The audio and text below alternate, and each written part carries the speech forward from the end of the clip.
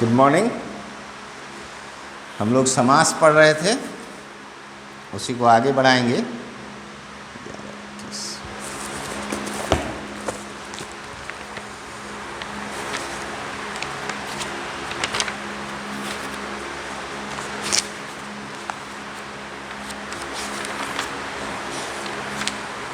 कल हमने कर्मधारय समास किया था। आज हम लोग जानेंगे द्विगु समास के बारे में।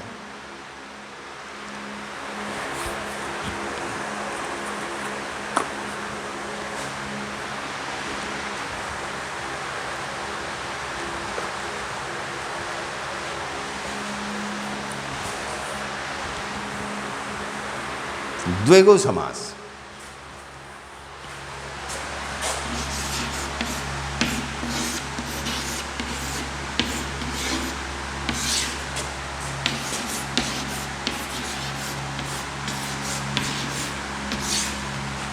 ठीक है, ऐसे जाना पड़ेगा मुझे।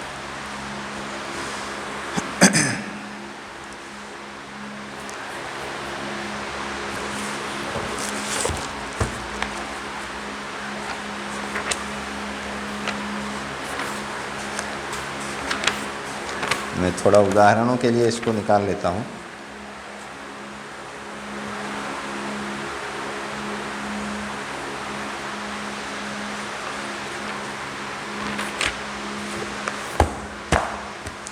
तो द्विगु समास को पहचानना बड़ा आसान है। इसका जो पहला पद होता है वो संख्यावाची विशेषण होता है, उसमें कुछ ना कुछ संख्या की चर्चा होगी। ठीक है, मतलब वो उस दूसरे पद की विशेषता बताएगा, कैसे? संख्या में उसकी संख्या बता रहा होगा। जैसे कि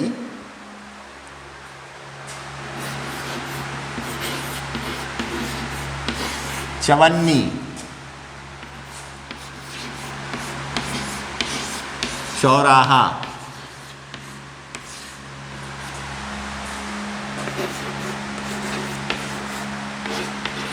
नवरत्न, शताब्दी।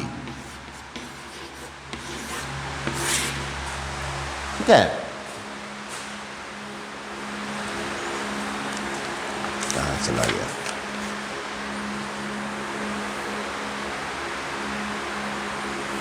ठीक है, अब एक बार हम लोग इसका विग्रह करके देखते हैं।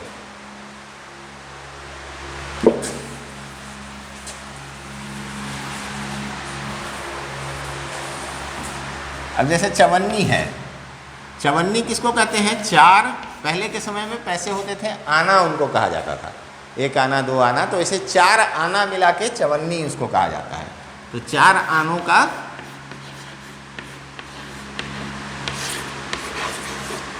समाहार।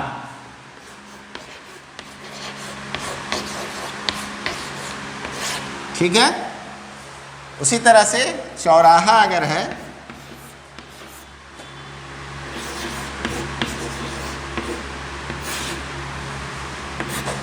चार रास्तों का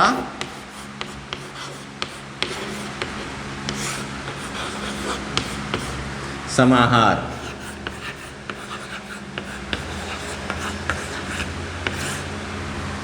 ठीक है, तो इसी तरह से शताब्दी है, शत अब्दों का समाहार। अब्द साल को भी कहते हैं। पंजाब हो गया, पांच आबों का समाहार। आब मतलब पानी होता है उर्दू में, तो पांच नदियां हैं वहाँ, इसलिए उसको पंजाब कहा जाता है। नवरत्न, नौ रत्नों का समाहार। ठीक है, द्विगु का भी अर्थ होता है दो गौओं का समाहार। दुराहा, दो राहों का समाहार। दोपहर, दो पहरों का समाहार। त्रिफला, तीन फलों का समाहार। इस तरह से उसमें संख्यावाची विशेषण पहला पद होगा ही। तो ये बड़ा आसान है पहचानना। तो काफ़ी सारे उदाहरण दिए हुए हैं, आपको इनसे और समझ में आएगी बात। अगला जो है वह है बहुव्रीहि समास,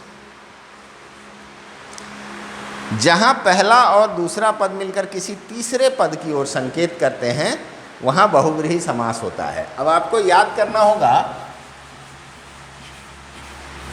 आपने रूढ़ यौगिक और योग रूढ़ पढ़ा है शब्द, तो आपको याद होगा योग रूढ़ में जब मैंने पढ़ाया होगा आपको, तो आपको अभी उसकी याद आएगी जब हम लोग इस बहुव्रीहि समास की बात करेंगे।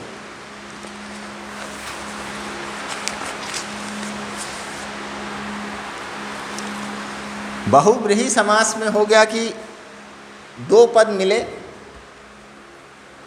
लेकिन उसका अर्थ कुछ तीसरा होगा। जैसे कि आप अगर कहते हैं, एक उदाहरण लेते हैं इसका कोई, जैसे चतुर्मुख, चार मुंह वाला। तो चतुर्मुख तो कोई भी चीज़ हो सकता है जिसमें चार मुंह हो बना हुआ, लेकिन चतुर्मुख का प्रयोग ब्रह्मा के लिए किया जाता है। ब्रह्मदेव एक भगवान हैं जिनके चार मुंह हैं ऐसा माना जाता है, तो उनके लिए ये रूढ़ हो गया है। मतलब यहाँ योग रूढ़ की परिभाषा आप अगर ध्यान में लाएंगे तो आपको समझ में आ जाएगी बात कि अर्थ कुछ भी हो लेकिन किसी एक व्यक्ति या वस्तु के लिए वो रूढ़ हो गया, यानी उसके लिए वो फिक्स हो गया कि अब वो जब भी बोलेंगे तो वही दिमाग में आएगा। ठीक है, जैसे हनुमान अगर बोलते हैं तो एक बंदर की आकृति आपके दिमाग में आती है, एक भगवान है हनुमान बजरंगबली, या एक प्रजाति है बंदर की जिसको हनुमान भी लोग कहते हैं, जबकि हनुमान का अर्थ होता है जिसका होंठ टेढ़ा हो, उसको हनुमान कहते हैं। लेकिन यहाँ वो रूढ़ हो गया है बजरंगबली के लिए, तो हनुमान जी हमारे सामने आते हैं जब हम हनुमान का नाम बोलते हैं। तो इस तरह का जहाँ भी मामला होगा वो हो गया बहुव्रीहि समास। अब जैसे चतुर्मुख,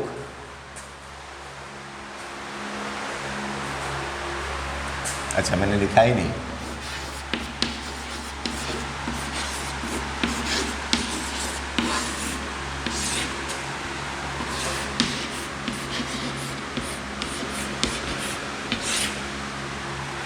जैसे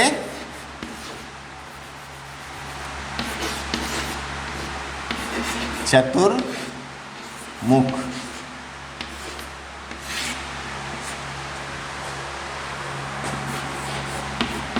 चार मुख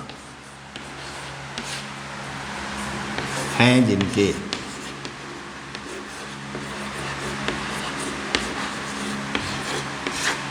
अर्थात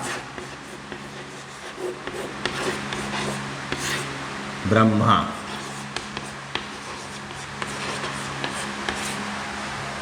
ये विग्रह ऐसे करेंगे तभी यह बहुव्रीहि समास हुआ। ठीक है, नहीं तो ये फिर द्विगु समास हो जाएगा, चार मुंह वाला संख्यावाची विशेषण है। तो आपके दिमाग में ये बात आएगी कि ये द्विगु क्यों नहीं है। अगर ये ब्रह्मा की बात नहीं हो रही है, कोई दूसरा जीव है या कोई ऐसा आकृति बना हुआ है जिसमें चार मुंह बनाया हुआ है, तो फिर उसको हम लोग द्विगु समास में मान सकते हैं।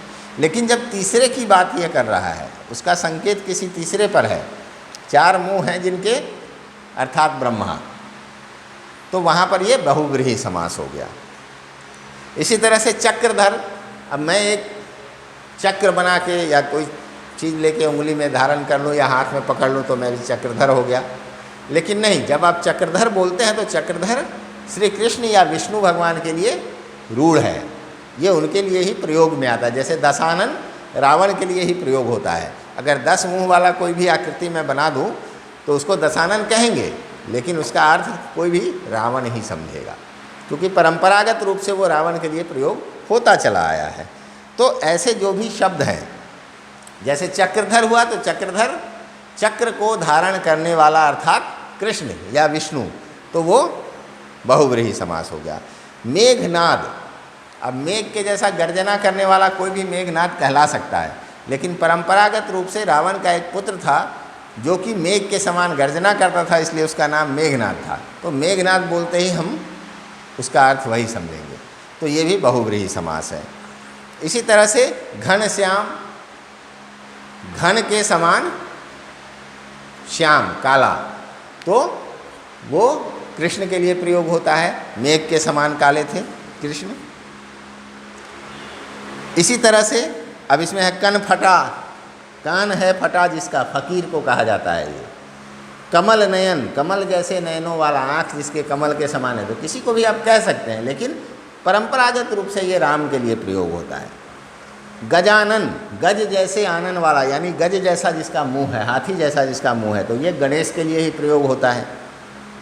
गोपाल, अब जितने भी ग्वाले हैं धरती पर, जो या दूसरी भी जाति के लोग जो गाय पालते हैं, वो सभी गोपाल हैं, लेकिन परंपरागत रूप से गोपाल का अर्थ होता है श्री कृष्ण, कृष्ण के लिए ही गोपाल कहा गया। तो इसलिए यहाँ पर वो जब कृष्ण के अर्थ में बोलेंगे तो हम बोलेंगे कि ये बहुव्रीहि समास है। इसी तरह से गिरि को धारण करने वाला गिरधर हो गए, कृष्ण हो गए। गिरीश, पर्वतों का राजा, हिमालय। चंद्रमुखी,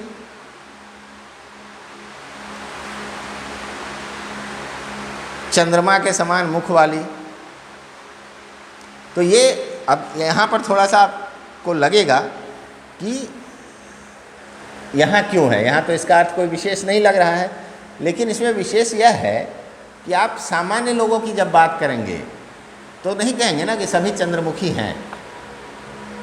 चंद्रमुखी से आपका अर्थ होता है बहुत सुंदर, चांद के समान मुंह वाले किसी स्त्री के बारे में आप बात कर रहे हैं, तो वो वहाँ चांद असल में नहीं है, चांद के समान मुंह वाले किसी तीसरे की ओर आप इशारा कर रहे हैं, किसी की बात कर रहे हैं, इसलिए वो भी बहुव्रीहि समास हो गया।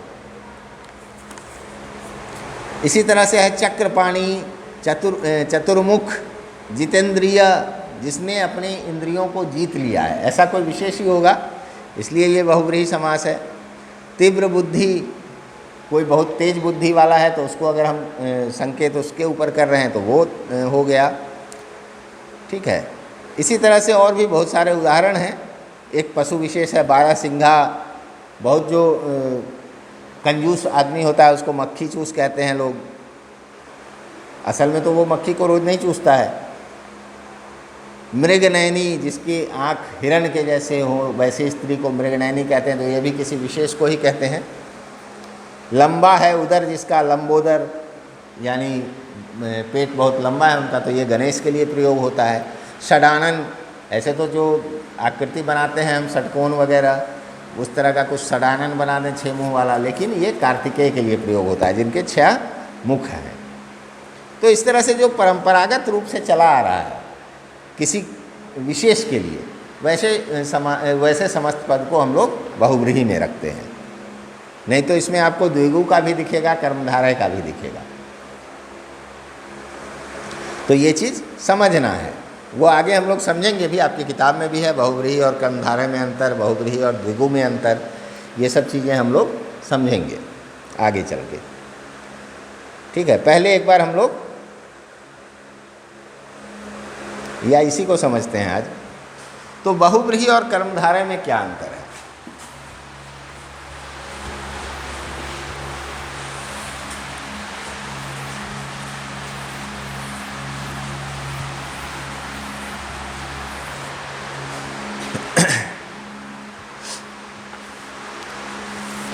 कर्मधारय समास में दूसरा पद प्रधान या विशेष्य होता है तथा पहला पद उस विशेष्य के विशेषण का कार्य करता है। जैसे महावीर, महान है जो वीर, यहाँ वीर विशेष्य है और महान विशेषण है।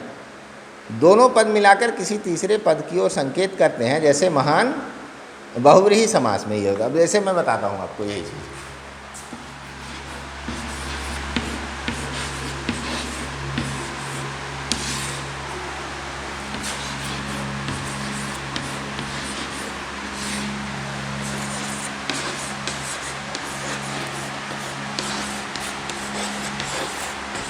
अब ये बात आप किसी भी वीर के लिए कह सकते हैं कि ये तो महावीर है, या फलाने जगह के लोग जो होते हैं, ग्रीस के लोग महावीर होते हैं। तो वैसी स्थिति में ये कर्मधारय समास होगा। लेकिन जब हम किसी विशेष के लिए बात करेंगे, जब इसका अर्थ हम हनुमान लगा देंगे, यानी हमारा संकेत हनुमान की ओर होगा, तब ये बहुव्रीहि समास हो जाएगा।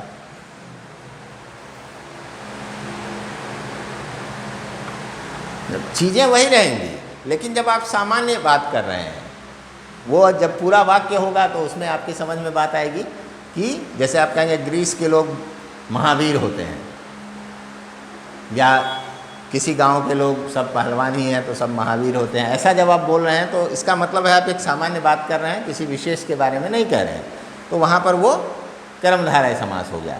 लेकिन जब आप हनुमान जी की बात कर रहे हैं, बजरंगबली की बात कर रहे हैं और तब बोल रहे हैं कि महावीर बिनमो हनुमाना, या आज महावीर जयंती है, या ये महावीर मंदिर है, तो वहाँ पर वो बहुव्रीहि समास के रूप में प्रयोग होता है, क्योंकि वहाँ किसी तीसरे की ओर आप संकेत कर रहे हैं। ठीक है, ऐसे और भी उदाहरण हैं। क्या हो गया? कमल नयन, कमल जैसा नयन जिसका भी हो उसको कमल नयन हम कह सकते हैं, तो वैसी स्थिति में वो कर्मधारय समास होगा। लेकिन जब हम राम की बात कर रहे हैं या कृष्ण की बात कर रहे हैं तो फिर वहाँ बहुव्रीहि समास हो जाएगा।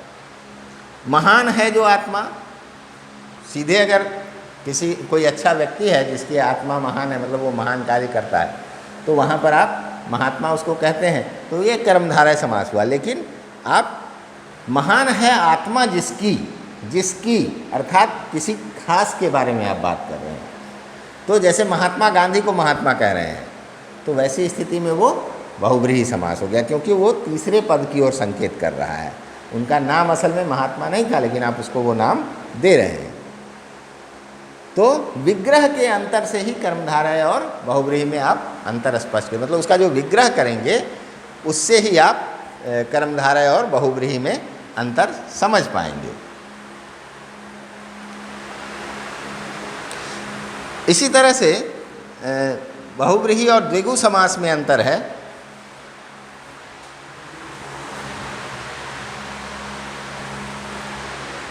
तो इसी तरह से बहुव्रीहि और द्विगु में भी वही अंतर होता है। ये तो कुछ और ही लिख दिया, आपकी किताब में थोड़ा सा गलत वहाँ पर लिखा हुआ है, वहाँ कर्मधारय बता रहा है और उसमें नए समास का उदाहरण दे दिया है। उसको आप ऐसे समझिए कि द्विगु समास में पहला पद दूसरे पद की विशेषता संख्या में बताता है। पहला पद जो होता है वो संख्यावाची विशेषण होता है, जैसे चौराहा, चवन्नी, शताब्दी वगैरह। ठीक है, किंतु जहाँ संख्यावाची पहला पद और दूसरा पद मिलकर किसी दूसरे की ओर संकेत करे, जैसे मैंने बताया आपको चतुर्मुख, चतुर्मुख का अर्थ होता है ब्रह्मा, तो वो फिर बहुव्रीहि समास हो जाएगा, वो द्विगु नहीं रहेगा। ठीक है, जैसे अष्टाध्यायी 8 अध्यायों का समूह, लेकिन अष्टाध्यायी एक ग्रंथ का नाम है, ग्रंथ विशेष का, अष्टाध्यायी गीता, उसको अष्टाध्यायी कहते हैं। तो अगर हम उस किताब की बात करेंगे तो वो बहुव्रीहि समास होगा। अगर सीधे 8 अध्याय वाले किसी दूसरे अन्य किताबों की बात करें जो सामान्यतया होते हैं, तो हम वहाँ फिर उसको द्विगु समास मानेंगे। तो ये विग्रह का जो अंतर होता है, ऐसा कोई समस्त पद आए तो उसका विग्रह कैसा है, उसको फैलाएंगे जब हम, तब स्पष्ट होगा कि इसको हम द्विगु में रखेंगे कि बहुव्रीहि में रखेंगे, इसको हम कर्मधारय में रखेंगे कि बहुव्रीहि में रखेंगे। इसलिए उसका विग्रह करना जरूरी है। अगर विग्रह दिया हुआ है और आपसे पूछा जा रहा है कि यह कौन सा समास है, समस्त पद बनाएं और वेद का नाम लिखें, ऐसा भी प्रश्न आपसे पूछा जा सकता है। तो वैसी स्थिति में आपको विग्रह को ध्यान से देखना है कि वहाँ किसकी बात हो रही है, महान है आत्मा जिसकी या महान आत्मा है जो, इस तरह से आपको समझना पड़ेगा। तो उसमें आपको स्पष्ट हो जाएगा कि ये बहुव्रीहि है कि कर्मधारय है, या बहुव्रीहि है कि द्विगु समास है। उसी तरह से अगला है द्वंद्व समास। द्वंद्व समास भी आसान है पहचानना। इसमें सबसे पहले तो वो योजक चिन्ह होता है डैश का, वो इसकी पहचान है या उसके जगह पर और या अथवा ये सब होता है, मतलब इसमें दोनों पद प्रधान होते हैं। जैसे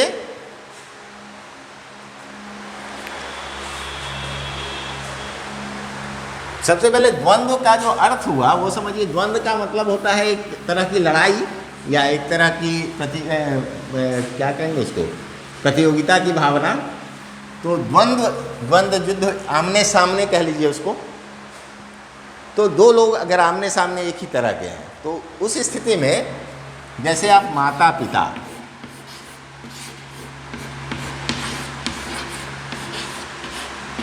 ठीक है।